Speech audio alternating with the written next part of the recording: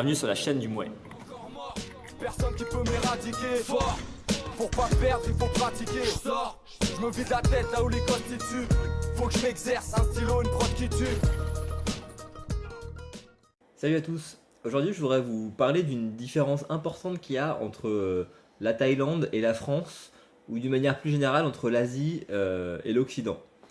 En fait, je vais vous parler des dumpan. Mais pour vous expliquer ce que c'est qu'un dumpan, il faudra que je revienne un petit peu sur la manière dont souvent on fait monter en sauce les combats avant qu'ils arrivent.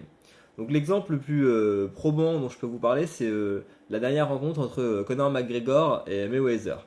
Alors ces deux-là, ils ont passé, je sais pas, peut-être 6 mois à s'insulter sur Twitter.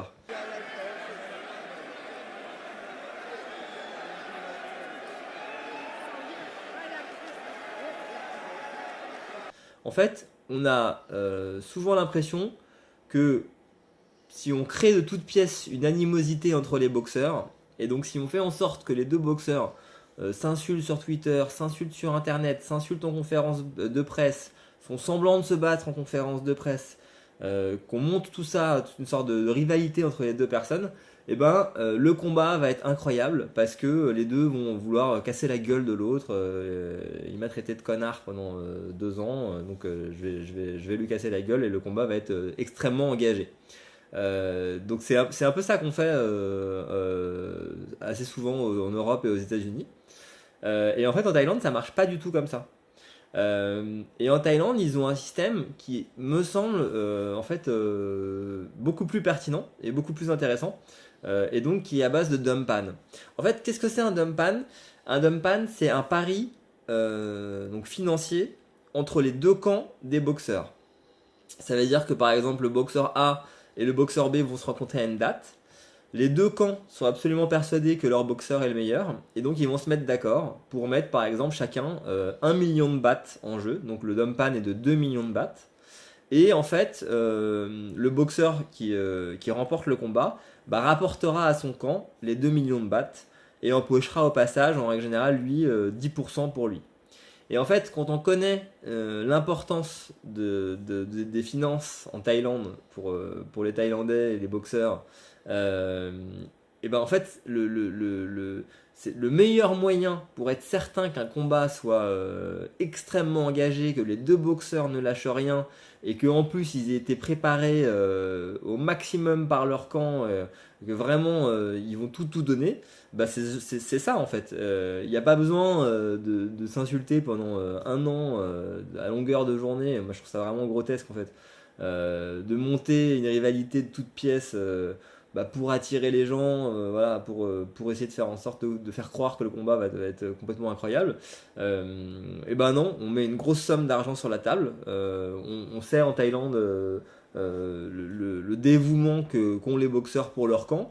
Le boxeur qui a un dumpan de 2 millions de bahts en jeu et qui va se battre pour la victoire, pour son camp, pour son manager qui a misé de l'argent, et ben on sait qu'il va pas s'économiser et que ça va être un combat vraiment à 100%. Et du coup en fait quand les combats sont annoncés, et ben le montant des dumpan est affiché sur les affiches.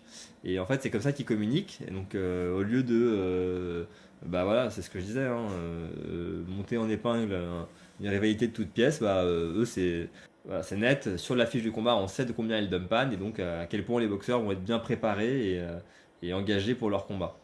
Et ce qui est marrant, c'est que en fait, il y a une anecdote rigolote, c'est qu'il y a quelques années, il y a Sam A qui devait boxer Kong Sak.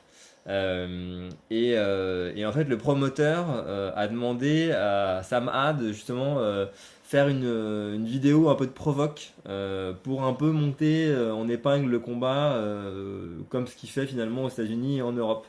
Et donc, du coup, en fait, il y a une vidéo qui est assez connue où Sam A il met 50 middle au PAO. Et ensuite, il va voir la caméra, il dit Kong Sak, il fait genre comme ça, un truc comme ça. Et en fait, ce qui est marrant, c'est de voir à quel point c'est pas vraiment dans leur culture. C'est que cette vidéo-là, où déjà, en fait, les 50 middle qu'il met au PAO, ils sont Ils sont assez violents, hein. Ils shootent vraiment fort et vraiment vite. Et en fait, il l'a fait, la prise, ils l'ont faite plusieurs fois parce qu'à chaque fois qu'il terminait ses 50 middle, il savait pas quoi dire devant la caméra, ou il était pas du tout naturel, ou il buguait complètement. Et donc en fait, dans la vidéo que je vais vous montrer là,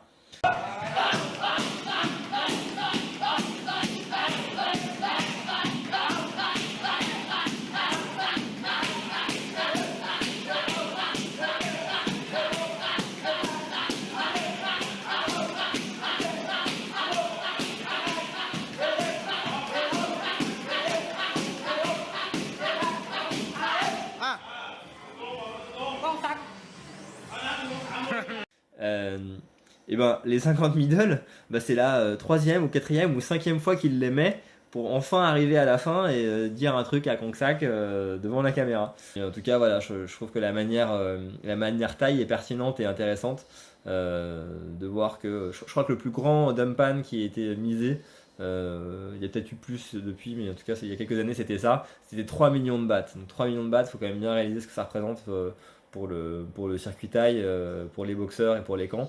C'est vraiment colossal.